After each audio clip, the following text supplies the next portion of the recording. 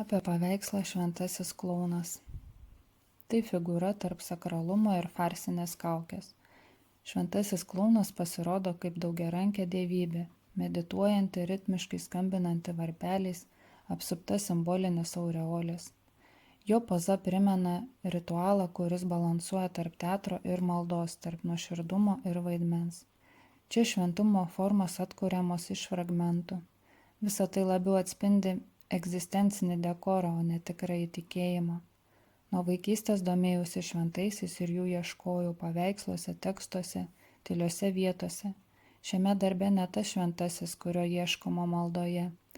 Čia veikia mistinis apsimetėlis, savotiškas, netikras pranašas, kurio šventumas slypi pašaipoje, o pašaipa šventumo iliuzijoje. Vaizdinys kilęs iš minties nuotrupų, patirtų sapnų ištraukų ar realybės atplaišų, iš vietų, kur gyvenimo cirkas maišosi su tiesa ir melu.